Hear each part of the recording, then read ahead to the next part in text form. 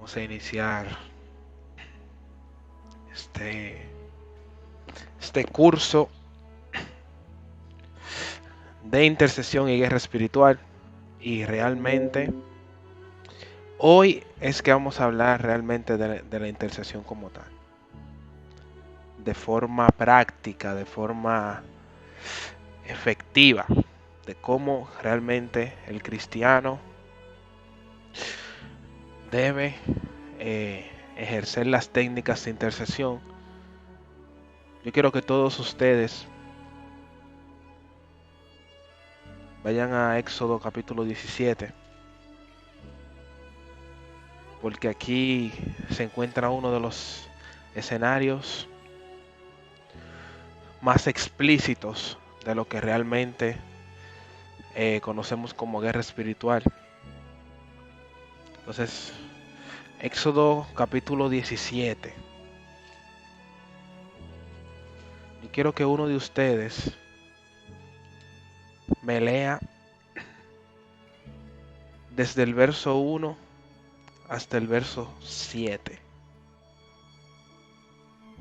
Puede ser cualquiera. Desde el verso 1 hasta el verso 7.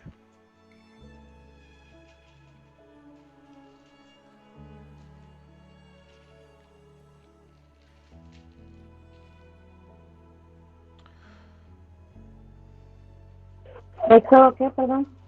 17. Éxodo 17.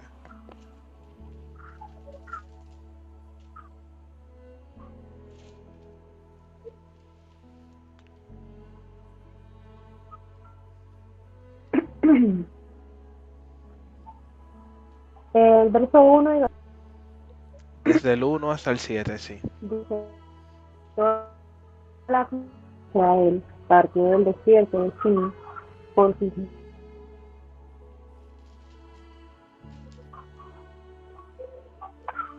palabras de Dios. Dice: toda la congregación de los hijos de Israel partió del desierto de Sin por sus jornadas, conforme al mandamiento de Jehová, y en recibimiento de dioses. Y altercó el pueblo con Moisés, y dijeron: agua para más dijo: ¿por qué altercáis conmigo? ¿Por qué tentáis a Jehová? Así que el pueblo muró con: ¿qué nos hiciste subir de Egipto para matarnos a nosotros, a nuestros hijos y a nuestra nada?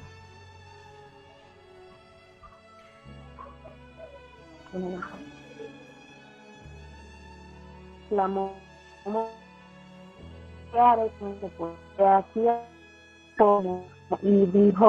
y Jehová dijo a Moisés: pasa delante del pueblo contigo de los ancianos de Israel, y toma en tu mano tu vaso que golpeas el río, y ve.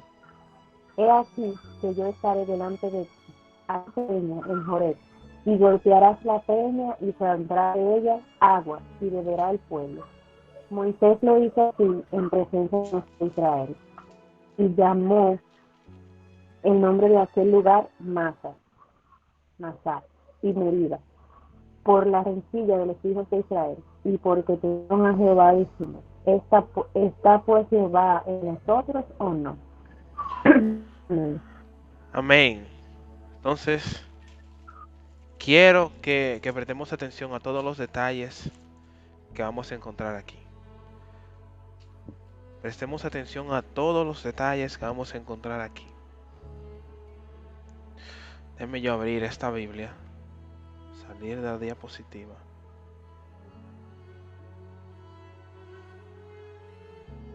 Prestemos atención a esto. Miren, Éxodo capítulo 17.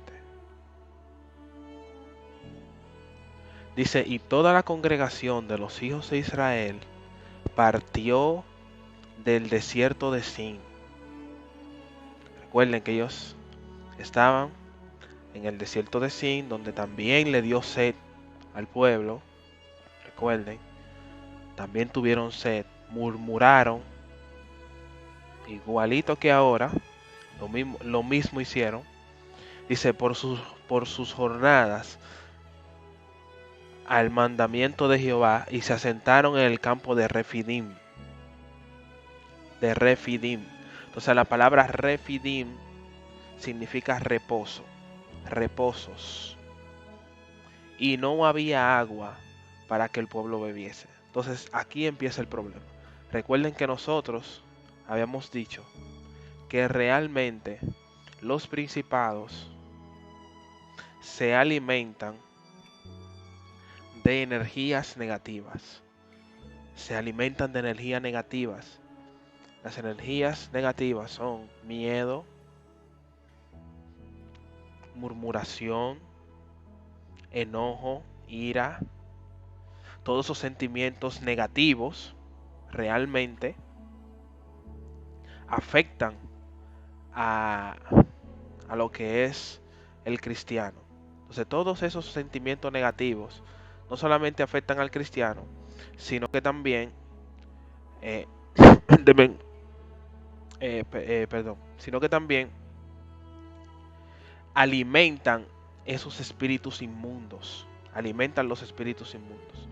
Entonces voy a dejar de compartir un momento porque me acordé que tengo que grabar la clase.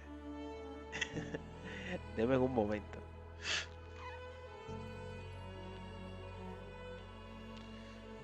Ok, yo estaba grabando sin darme cuenta.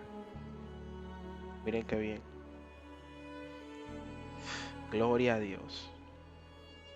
Entonces, hermanos. Ok, ahora sí. Refidim significa reposos. Entonces ellos reposaron ahí, en ese valle, que tal vez se llamaba de otra forma, pero luego se llamó Refidim porque ellos reposaron ahí.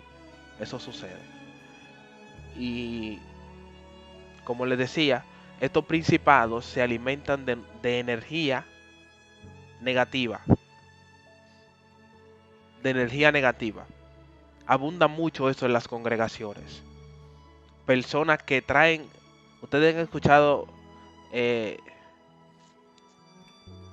hay personas que dicen, wow, fulano tiene como una vibra negativa. Fulano trae encima una vibra negativa. No sé, me da mala espina hablar con fulano o con fulana. Que son personas que emanan de ellos esa energía.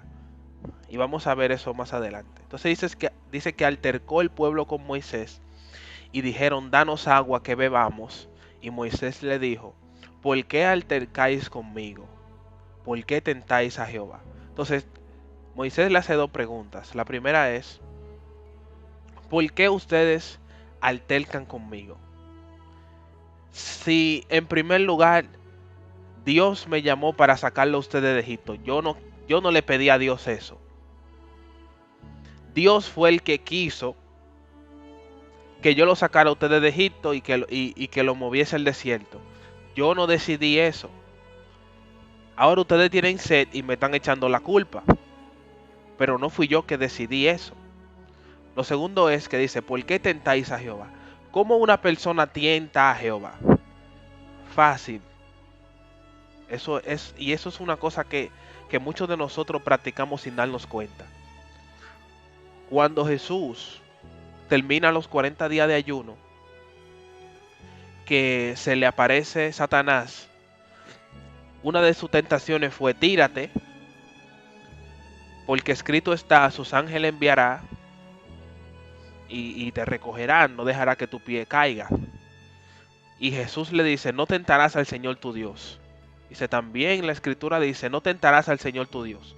¿Qué Jesús le está diciendo? Jesús le está diciendo que el texto dice que los ángeles, él va a enviar a los ángeles a rescatarte, pero cuando tu pie resbale, si tú te tiras adrede, porque supuestamente la Biblia dice que enviaría a sus ángeles y te iban a rescatar, realmente no va a funcionar. Tú lo que estás haciendo es tentando a Dios para que Dios actúe porque tú decidiste hacer algo. Lo mismo pasa con personas que tratan de reprender demonios cuando Dios no los envía.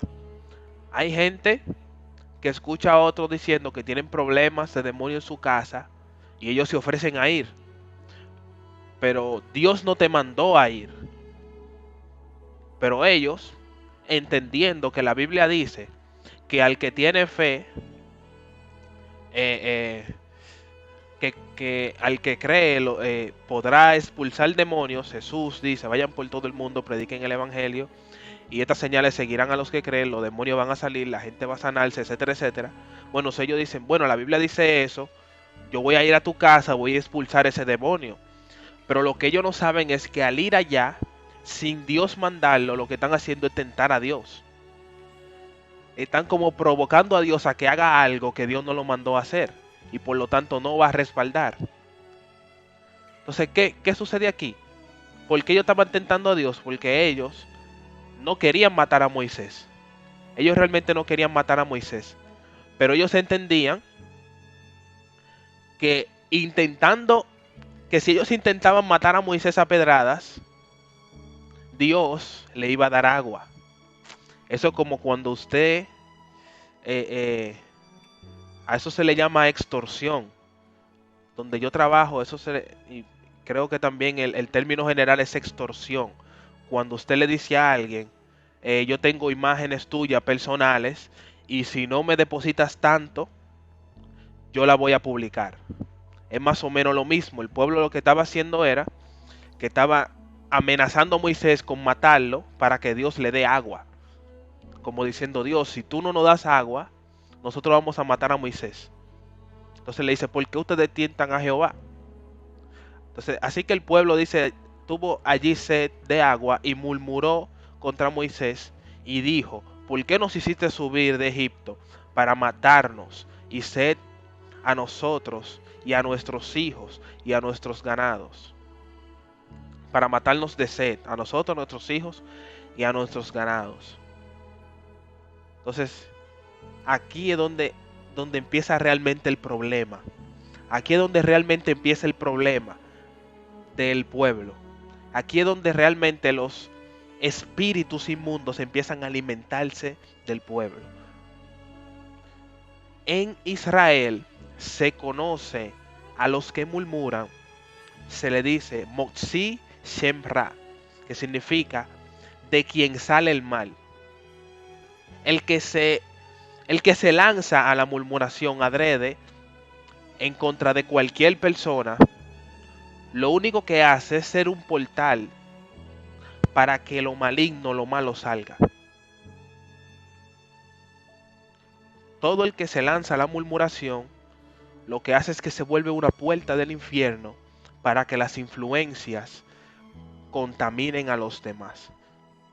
Cuando usted busca, por ejemplo, aquí tenemos murmuró, que es lin, ¿verdad? Pero cuando nosotros buscamos realmente la palabra chisme en la Biblia, voy a buscar un verso que tenga esta palabra. Realmente significa hacer intercambio. Hacer intercambio. Usted lo va a ver aquí. Yo se lo voy a enseñar ahora. Porque está en uno de los mandamientos. Donde Dios le dice que no chisme contra su hermano. Que no lo haga. Y luego dice que no atente contra la sangre de tu hermano. Creo que es Levítico 17 que lo tiene. Pero yo lo voy a buscar aquí. Para que usted vea la palabra que usa.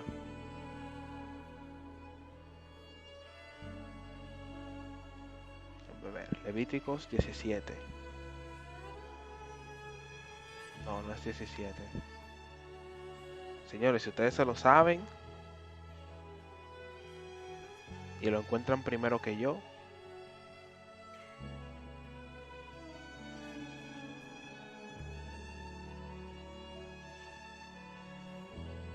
ok, Levítico 19 es. Entonces, miren esto. Levítico 19, el verso 16, dice, no andarás chismeando en tus pueblos, no te pondrás contra la sangre de tu prójimo. Oigan, Dios está comparando el chisme con un intento de homicidio. Y oigan qué significa esto.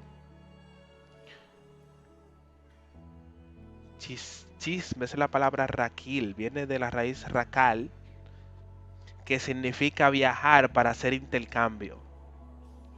O sea, que quien va contigo, quien va donde ti con un comentario negativo hacia otra persona, no va con la intención solamente de decirte algo, sino que en su interior él tiene el deseo de que tú también le compartas tu parecer.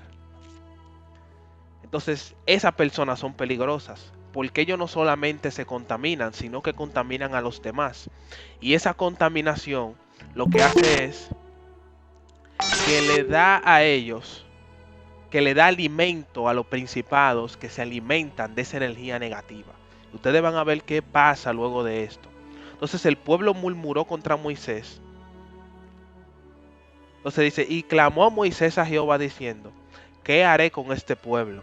De aquí a un poco me apedrearán.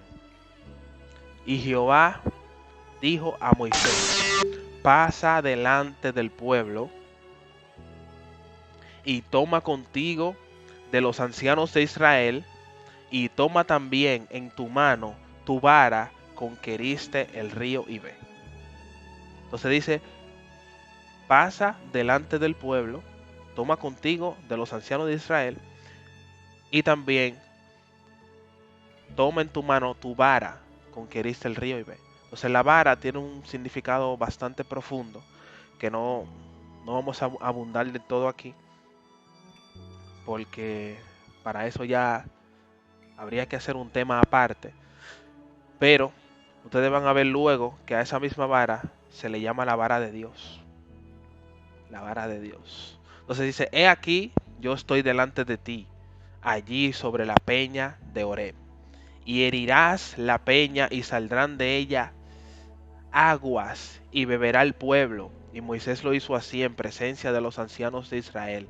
Entonces aquí, hermanos, hay una controversia muy grande porque realmente Dios le dice a Moisés que con la vara hiera a la peña, que le dé, que la golpee. Pero luego en Números, creo que el capítulo 20, Dios le dice que le hable a la peña, no que la golpee. Y cuando Moisés la golpea, muchos entienden que por eso no entró a la tierra prometida. Sin embargo, aquí, Éxodo 17:6, realmente dice que Dios le dijo que la golpee. Pero eso yo se lo voy a dejar de tarea. Eso yo se lo voy a dejar de tarea. La razón principal por la que Moisés no entró a la tierra prometida está en Salmos. Salmos creo que 106 o 103. Creo que 106. Así que le voy a dejar esa tareita ahí porque no es el tema. Pero, fíjese. Dice que golpee la peña, le va a dar agua. Entonces Dios cede al clamor del pueblo. Pero es porque Dios sabe todos los males que está trayendo esa murmuración. Todos los males que está trayendo sobre el pueblo esa murmuración. Dios sabe que hay fuerzas malignas que se están alimentando de esa murmuración.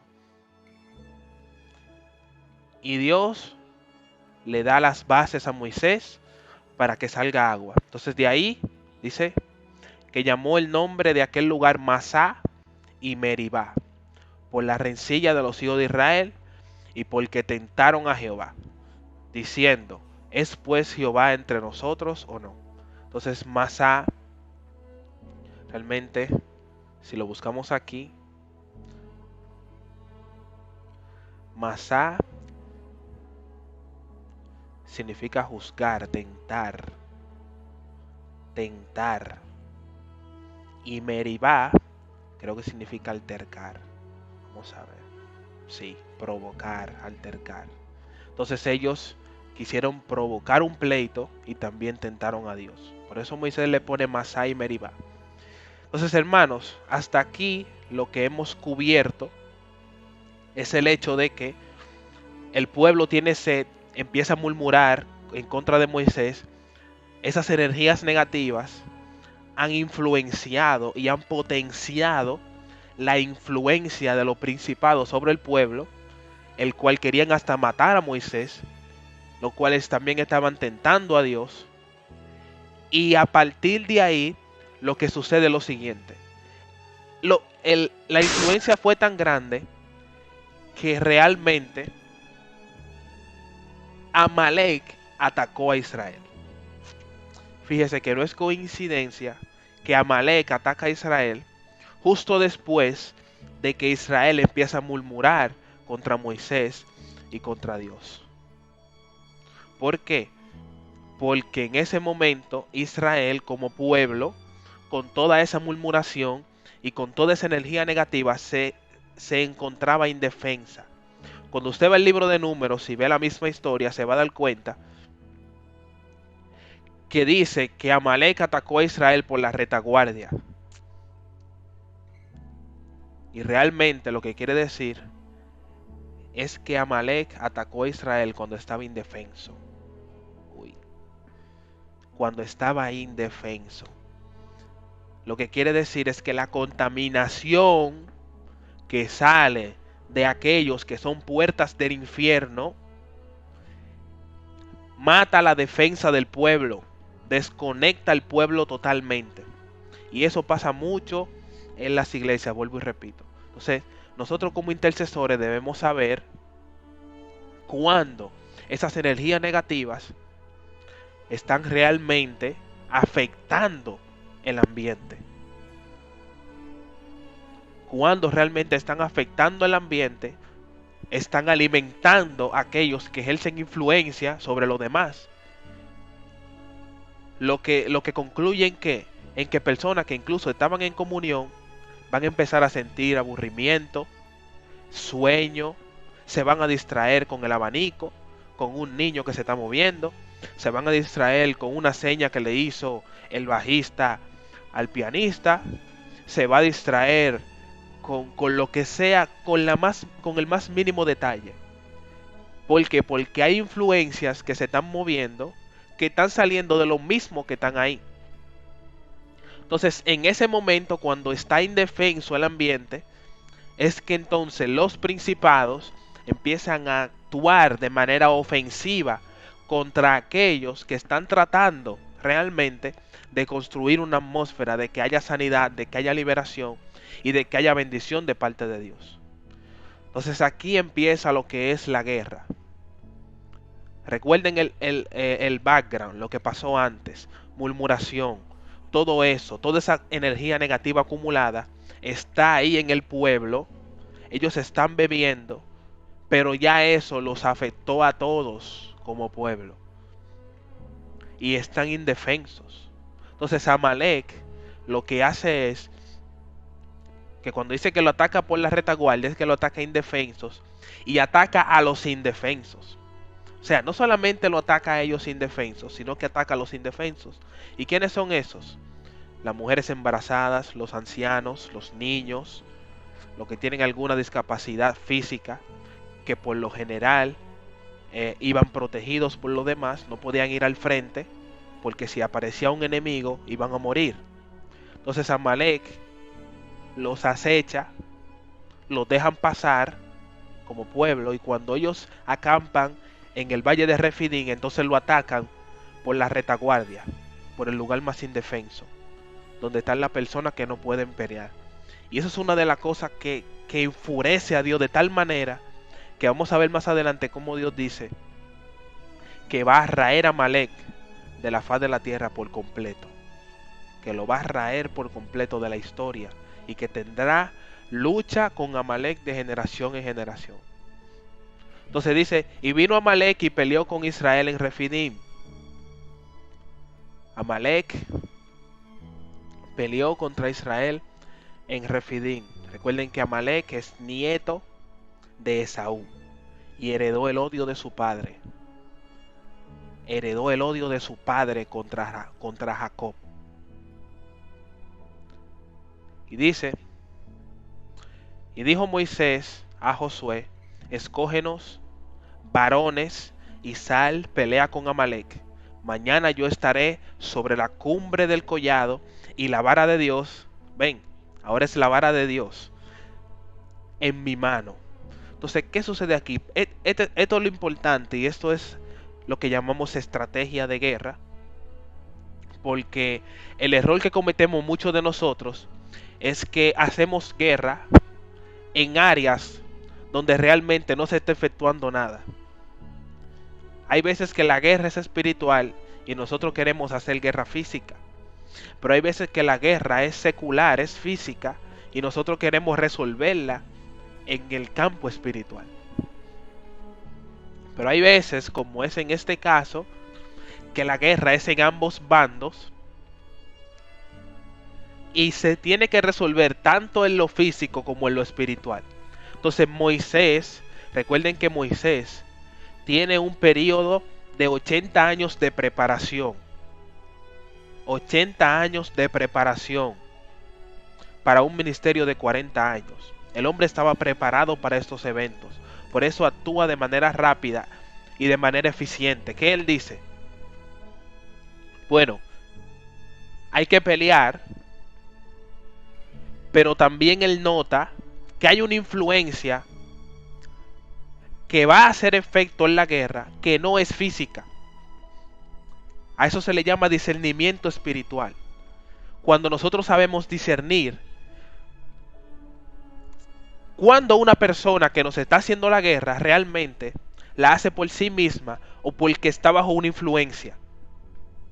Cuando realmente el problema se va a resolver en lo físico o realmente se va a resolver en lo espiritual.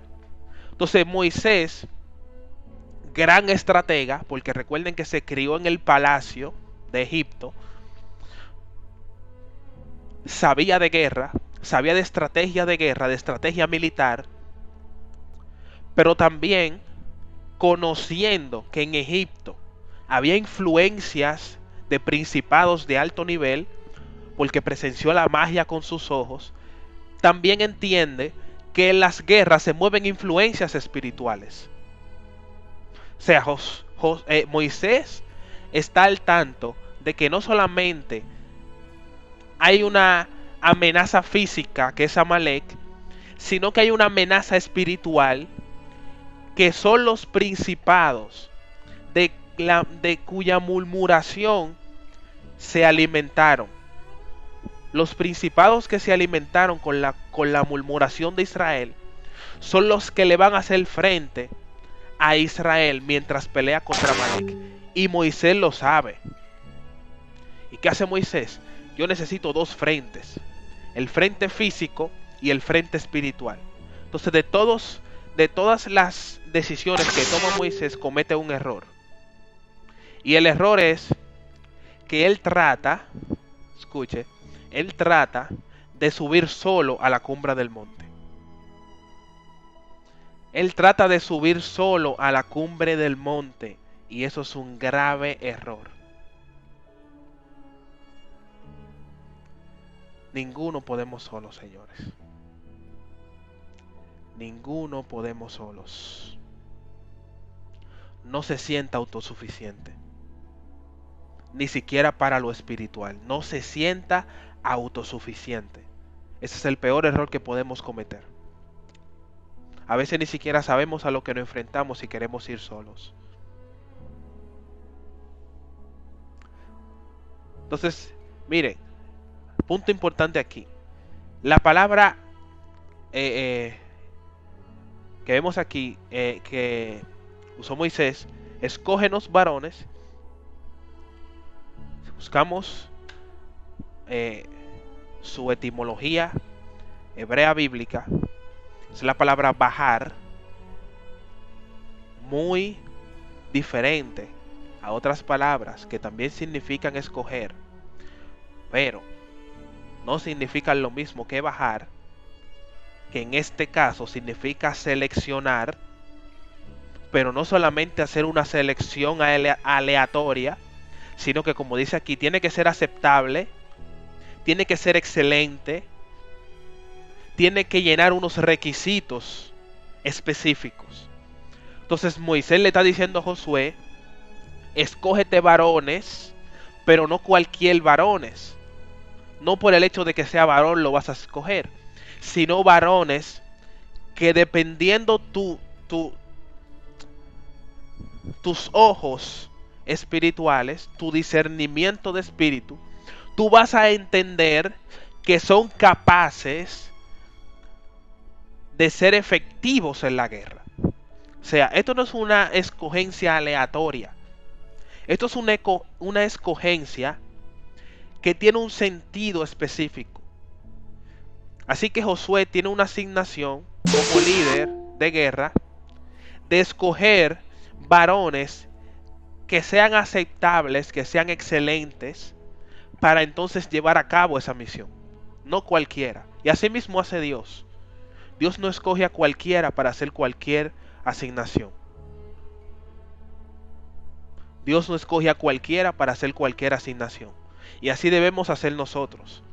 Cuando queremos compañía, cuando queremos un sucesor, cuando necesitamos a alguien sobre quien repose cualquier manto, debe ser alguien aceptable, excelente, que tenga los requisitos necesarios para llevar a cabo esa asignación. Y eso también es otro tema muy importante, de lo cual podemos durar hablando aquí la noche entera. Pero debe ser importante que lo tengamos en cuenta. Incluso es la razón por la que Jesús dice que las zorras tienen cuevas, los polluelos tienen nidos, pero el Hijo del Hombre no tiene en dónde reposar su cabeza. No es que no tenga almohada ni casa donde dormir. Lo que Jesús está diciendo es que no tiene sobre quién dejar la revelación que tiene. Porque los polluelos hacen nidos cuando van a dar a luz. No viven en nidos. Las zorras buscan cuevas cuando van a formar una manada. Entonces, lo que Jesús está diciendo es que Él no tiene en quién dar a luz la revelación que tiene.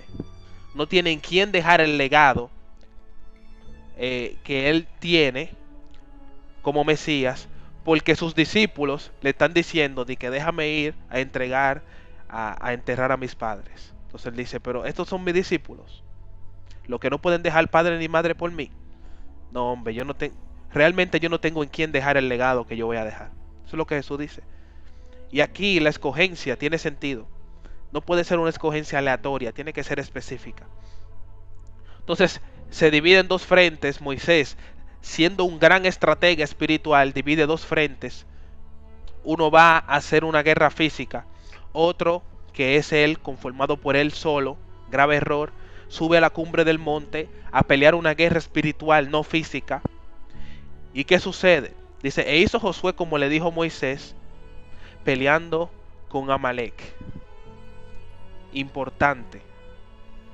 A veces nosotros quisiéramos tener personas como Josué a nuestro lado, que no titubeen, que no hagan tantas preguntas, sino que cumplan con su asignación de manera directa. Siempre cuando un hombre de Dios hacía conforme a Dios le decía, tenía éxito. Cada vez que la Biblia dice, y hizo Abraham como Dios le dijo, tuvo éxito. Y hizo fulano como Dios le dijo, tuvo éxito. Todo el que atendió al llamado de manera rápida y eficiente tuvo éxito. Entonces dice, y Moisés y Aarón y Hur subieron a la cumbre del collado. Ahora él sube con compañía cuando se delegó a él mismo.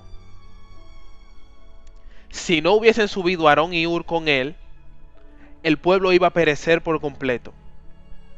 Iba a perecer por completo. Entonces, Aarón, que significa luz o dador de luz, y realmente Hur significa hoyo. Entonces, ¿qué sucede? Dice, y sucedía que cuando alzaba Moisés su mano, Israel prevalecía. Pero cuando él bajaba su mano, prevalecía Amalek. Entonces aquí viene la revelación. ¿Qué pasa en ese momento? Eso yo lo hablaba con mi hermano. Todo el que va a hacer guerra espiritual tiene que entender que cuando tú te postras en ayuno, ya sea en ayuno, en oración, con un propósito, hay ángeles que pelean a tu favor. Eso pasó con Daniel. Hay ángeles que pelean a tu favor. Pero, ¿qué pasó con Daniel y ese ángel que peleaba? Dice que desde el día en que Daniel dispuso en su corazón orar, él bajó con la respuesta. Pero el príncipe de Persia lo detuvo. ¿Y cuánto duró esa persecución? 21 días. ¿Cuánto duró Daniel en ayuno? 21 días. Entonces, mientras el hombre de Dios se mantiene en posición de guerra, el ángel se mantiene en posición de guerra. Cuando el hombre de Dios baja su mano, lo hace en señal de rendición. Y los ángeles, entonces, que peleaban mientras tú tenías posición de guerra, entonces se alejan y la influencia demoníaca empieza a hacer efecto en el mundo físico. Porque cuando la batalla o la guerra es tanto espiritual como física, la efectividad de lo espiritual va a definir el resultado de lo que pasa en el mundo físico. Entonces, Moisés, conociendo no solamente que disponía de los ángeles para guerrear en contra de los principados que operan en los aires, recuerden, en las regiones celestes, como hablábamos el jueves pasado, manda su señal hacia arriba, levanta sus manos hacia arriba, en señal de que la guerra realmente no estaba abajo, sino arriba. Entonces, el intercesor debe comprender, debe analizar y entender cuando una influencia de un principado realmente viene de las estrellas, como hablábamos el jueves pasado. Y cuando analiza y discierne por el espíritu que la influencia viene de arriba, entonces debe lanzar su ofensiva hacia arriba, para que los ángeles asignados a esa intercesión puedan entonces repeler la influencia que viene de los principados de arriba, de los que gobiernan las regiones celestes. Entonces Moisés levanta la vara de Dios, que tiene escrito que Israel no va a morir en el desierto. Es una profecía de Dios de que iba a entrar a la tierra prometida. La sube en señal de guerra. Y entonces los ángeles empiezan su ofensiva en contra de la influencia que hacía no solamente que los amalecitas parecieran superhombres y ganaran fuerza adicional, sino que también hacían que los israelitas se atormentaran, se atemorizaran.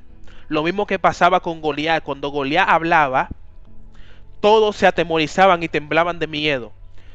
No porque era invencible Goliat, sino porque la influencia del principado que operaba en esa lucha hacía que los filisteos parecieran superhombres y al mismo tiempo provocaba miedo sobre los hijos de Israel, que estaban comandados por un hombre sobre el cual ya no reposaba el Espíritu de Dios. Entonces esas influencias son las que llegan a nuestras congregaciones cuando quien está ahí adelante está tratando de traer una bendición del cielo, de manifestar la gloria de Dios en ese lugar. Entonces esas influencias lo que hacen es que desvían la atención del pueblo, causando todo tipo de energía negativa que se va intensificando con el tiempo. Entonces eso sucede con estas personas. Eso sucede con estas personas. Entonces, como decía, Aarón, dador de luz, Ur, realmente significa hoyo. Moisés significa extraído, sacado. Lo que quiere decir que cuando un hombre está en posición de guerra y no se ha rendido contra las influencias que vienen de arriba, trae luz de cualquier hoyo, de cualquier orificio, de cualquier ambiente pesado, como nosotros le decimos en los cultos, de cualquier ambiente pesado, de cualquier ambiente incómodo, cuando uno siente que nadie quiere adorar, que nadie quiere levantarse, es en el momento en que debemos hacer guerra espiritual. Porque haciendo guerra espiritual, entonces se manifiestan estos tres. Extraemos Moisés, luz a Aarón del hoyo, que es Ur, de el ambiente, la atmósfera pesada. Eso hacen los intercesores. Los intercesores son los encargados de traer luz de los ambientes más recónditos y pesados de la congregación. Ese es el trabajo de nosotros como intercesores. Entonces, importante que sepamos esto. ¿Qué sucede luego? ¿Qué sucede luego? Mantengan sus Biblias ahí abiertas para que vayan leyendo conmigo.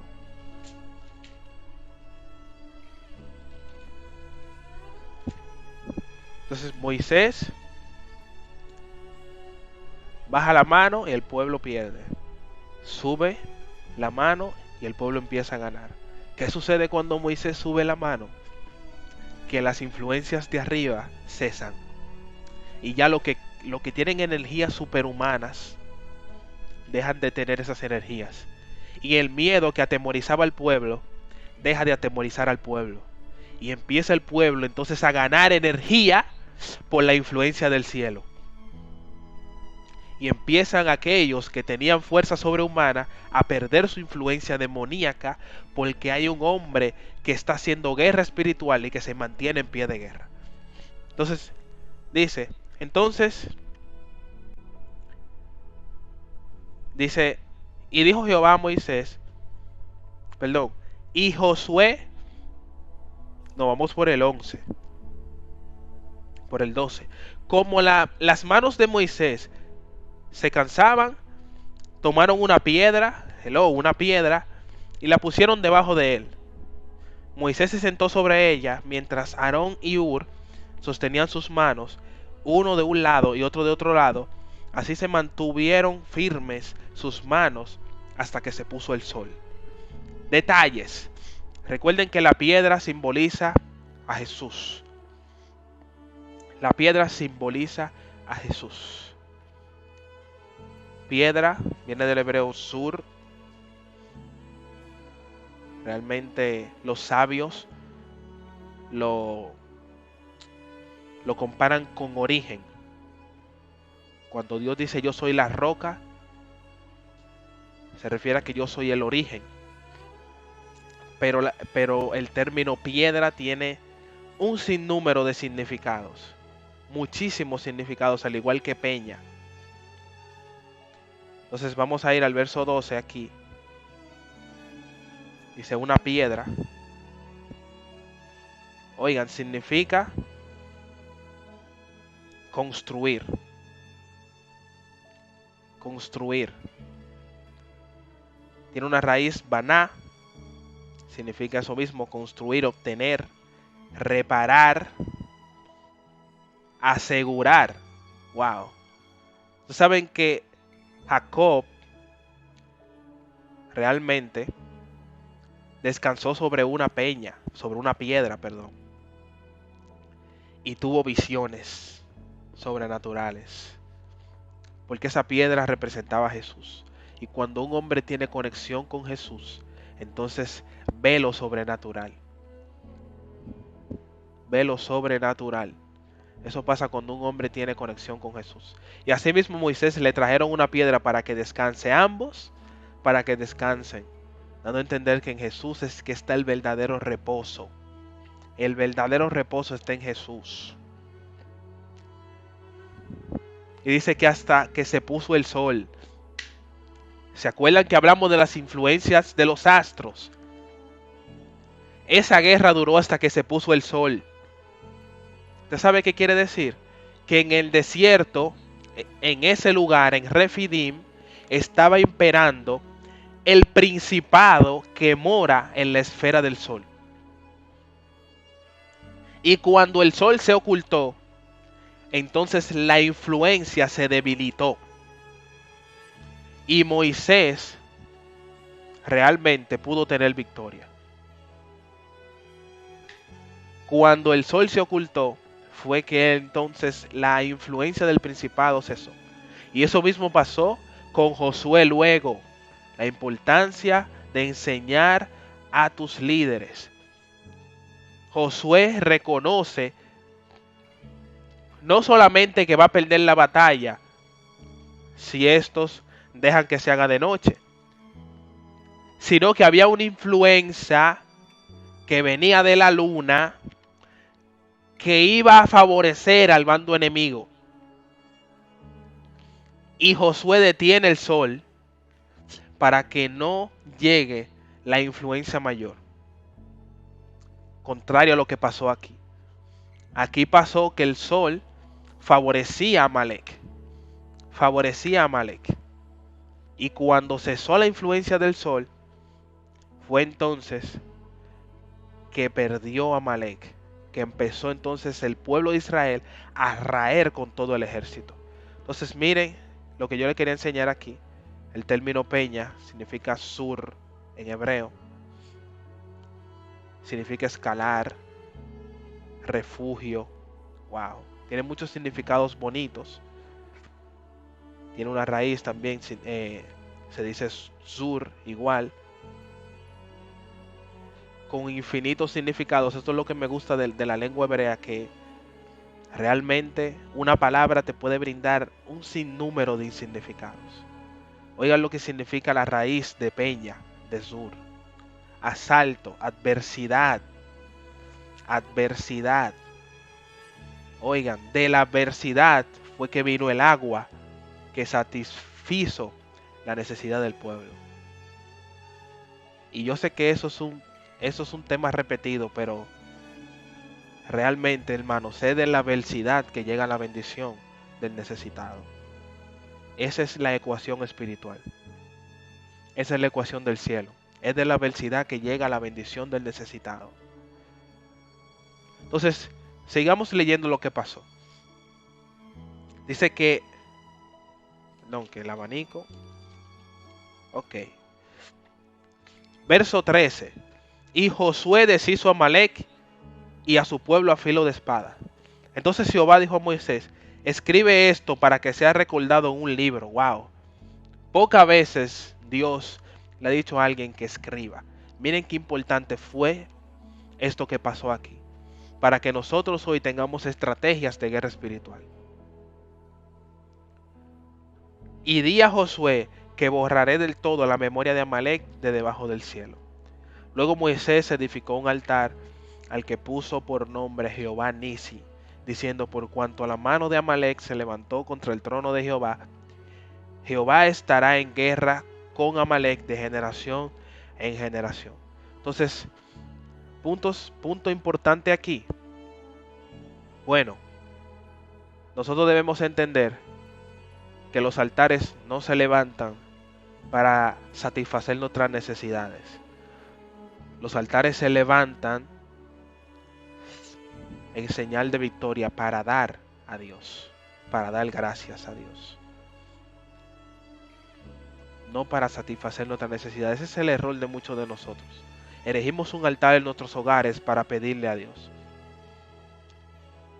Para cada vez que pasamos por ahí y nos arrodillamos delante de Dios, pedirle. Moisés erigió un altar en señal de victoria. Nisi, Nisi, que viene de la raíz Nasá, significa levantar. Levantar. Ahí levantó Moisés la señal de victoria. Y esas son las estrategias de guerra que nosotros debemos tomar en cuenta. Las influencias vienen de arriba. Aunque la guerra parezca ser física, las influencias vienen de arriba. Y nosotros debemos combatir las influencias de arriba y también resolver en el mundo físico. Esa es la asignación. Porque por más que tratemos de resolver en el mundo físico, si no resolvemos arriba, de nada nos sirve, no vamos a resolver nada. Por eso Pablo dice que nuestras almas no son carnales, sino espirituales y poderosas en Dios. ¿Pero para qué? Para derribar toda fortaleza mental. y traer todos los pensamientos cautivos al mandamiento de Dios, cautivos a Cristo. Entonces, la respuesta para una persona que no quiere ceder a un comportamiento, a un hijo malcriado, a cualquier pareja que no quiera aceptar a Dios, no es con psicología, es usando nuestras herramientas espirituales. Entonces, una vez yo uso mis herramientas espirituales, oración, ayuno, para derribar esas fortalezas que tiene en su mente, yo hago el trabajo secular, el trabajo físico, que es tratar de traerlo de forma física con el habla. Pero tengo que librar una guerra primero en el mundo espiritual. Entonces, ¿qué es lo que realmente gana la guerra? Y aquí vamos a entrar realmente en materia, en lo que debemos hacer nosotros como intercesores para tener éxito como lo tuvo Moisés, como lo tuvo Abraham. Dice Santiago capítulo 4 verso 7, someteos a Dios, resistid al diablo y él huirá de vosotros. Entonces, lo que gana la guerra es una vida de piedad. Ningún hombre en pecado puede hacer que los principados se sometan a él. Y con eso no quiero decir que ellos se someten por tu autoridad. Con esto quiero decir que la autoridad del santo se ejerce por medio de la piedad. Ningún hombre que esté fuera de la piedad, ningún hombre que no tenga una vida espiritual estable, puede hacer uso de los recursos espirituales para someter la influencia del enemigo. Entonces nosotros como intercesores, importante, debemos estar a cuenta con Dios. No se lance, mire, no comete el error de lanzarse a reprender ningún espíritu si usted no está en las condiciones correctas. Y yo se lo voy a mostrar aquí. ¿Qué dice la Biblia? Oigan, muchos vamos directamente a Efesios capítulo 6, verso 11, 12. Y empezamos a hablar de la guerra espiritual. Nuestra lucha no es contra carne ni sangre, sino contra principado, potestad, etcétera, etcétera, etcétera. Así que vamos a hacer guerra espiritual y todo el mundo empieza a hacer estudios y exégesis de eso. Pero hello, y el contexto de eso, ¿por qué Pablo se refirió a eso? ¿Qué hay más atrás? Esto está más atrás. Aquí empieza realmente lo que es la guerra espiritual. Nuestra guerra espiritual no va a comenzar en la actividad, cuando se manifiesten las influencias. Va a comenzar aquí. Y Pablo da las bases de la guerra espiritual efectiva. Efesios 5, desde el verso 5. Sed pues imitadores de Dios como hijos amados, y andad en amor como también Cristo nos amó, y entregó a sí mismo por nosotros ofrenda, sacrificio a Dios, olor fragante. Entonces, no lo voy a leer todo, voy a hacer un pequeño resumen. ¿Qué es lo que Pablo está diciendo? Primero, toda guerra espiritual efectiva comienza alineándote con Dios, alejándote de la fornicación, de la inmundicia, de la avaricia. Nada de eso le conviene a los santos, pero Pablo también sabe que son alimento para las influencias que nos van a hacer guerra, y que si nosotros estamos influenciados por lo mismo que los alimenta, no vamos a tener éxito cuando queramos hacer uso de estrategias espirituales. Entonces primero me alineo con Dios. Entonces, ¿qué dice Pablo? A partir del verso 21, desde el 5 hasta el 20, está dando estrategias de cómo alinearse con Dios. Pero aquí está resumido. A partir del 21, de cómo alinearse con los demás. Importante. Primero me alineo con Dios. Dejo de pecar. Entonces me alineo con los demás. Oigan cómo dice. Someteos los unos a otros en el temor de Dios. Las casadas se sujetan a sus maridos como el Señor, porque el marido es la cabeza de la mujer, así como Cristo es la cabeza de la iglesia, la cual es cuerpo y Él es su Salvador. Así que como iglesia está sujetada a Cristo, así también las casadas lo estén de sus maridos en todo.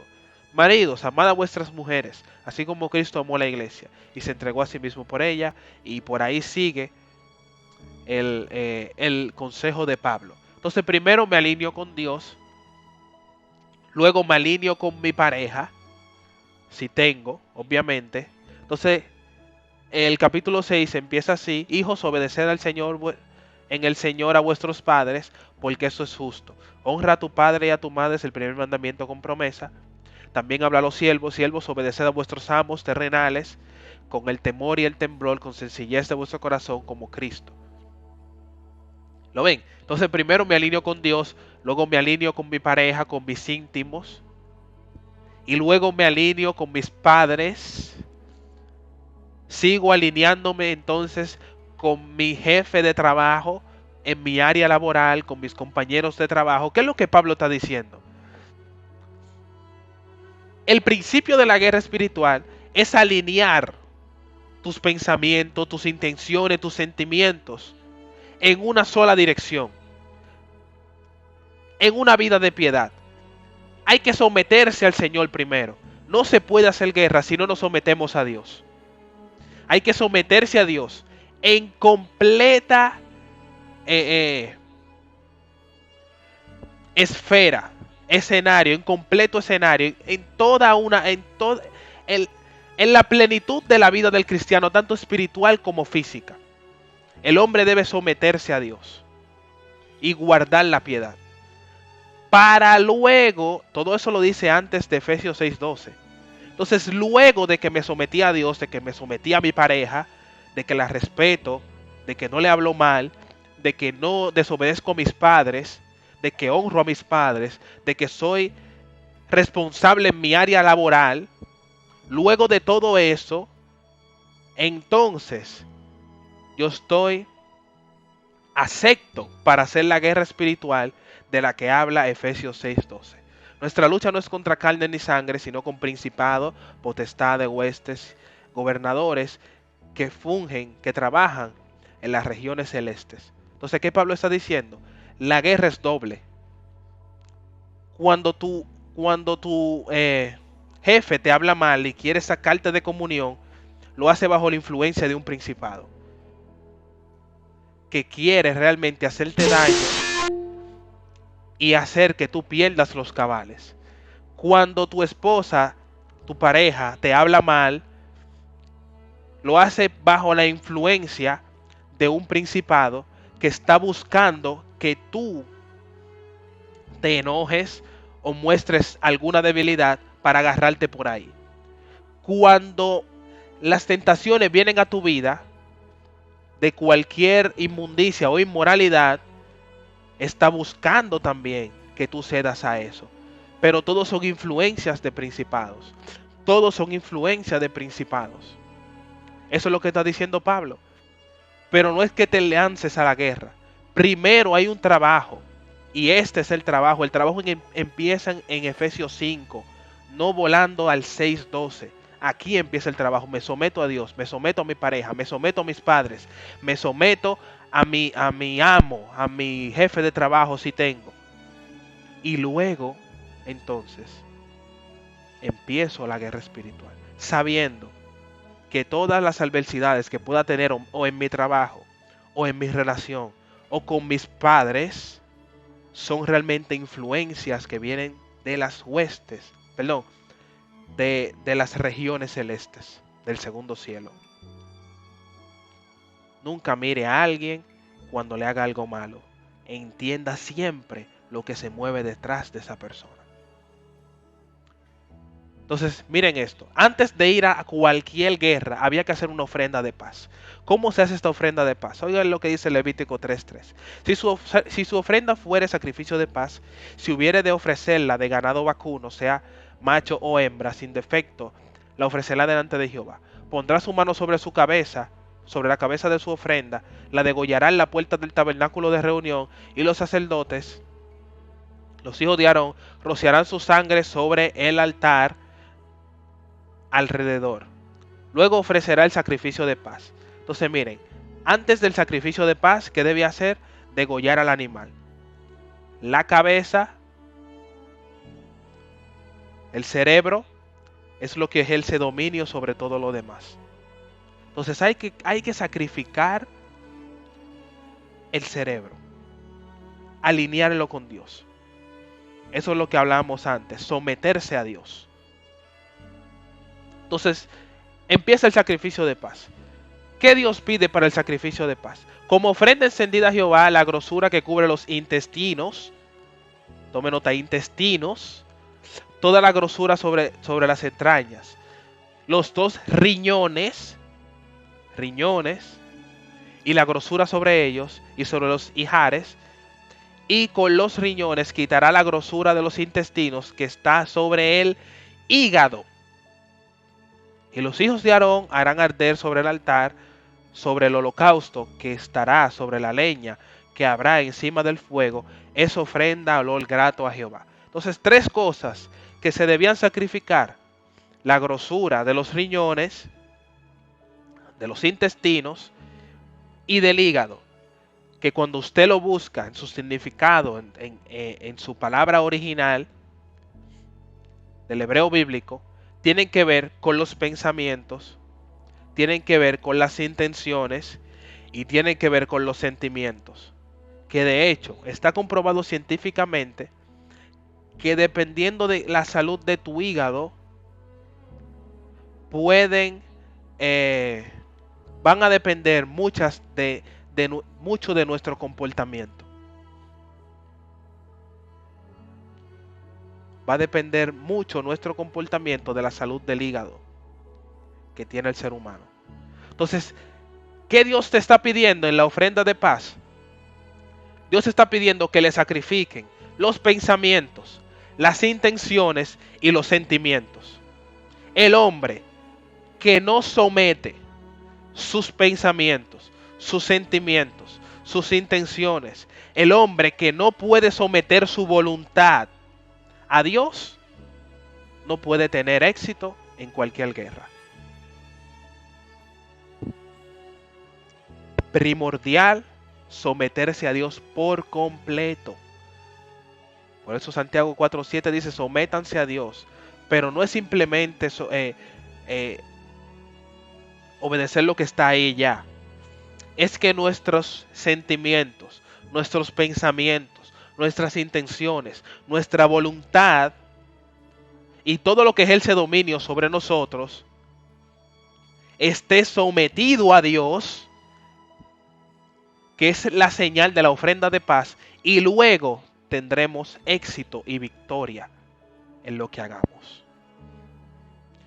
Entonces nosotros como intercesores, vuelvo y repito, debemos de estar en una completa santidad antes de lanzarnos a hacer lo que vamos a hacer. Tenga eso pendiente. Antes de lanzarnos a hacer lo que vamos a hacer en la actividad, trate de estar en completa santidad y de someter sus pensamientos, todo, a la voluntad del Eterno. Por eso que Pablo dice: no se conformen a este siglo, sino sed transformados por medio de la renovación de vuestro entendimiento. Porque el que no se renueva por completo, el que no se somete a Dios por completo, ¿qué dice? No puede entonces entender cuál es la voluntad de Dios agradable y perfecta. No puede tener eficiencia en el campo de batalla espiritual. Jamás va a tener eh, buenos resultados en el campo de batalla espiritual. Y eso es importante, importante. Entonces, hermanos, hasta aquí hemos llegado con la segunda parte de este curso de intercesión. Y los dejo con este mensaje que dice: sánate y luego podrás interceder por los demás. Todo el que no tiene un completo sometimiento del ser, tanto en sus intenciones como en su voluntad, como en sus sentimientos, jamás podrá interceder por los demás. Porque ningún enfermo puede sanar a otro enfermo. Eso nunca se ha visto. Entonces, si tienen alguna pregunta, pueden activar sus micrófonos. Cualquier pregunta que tengan,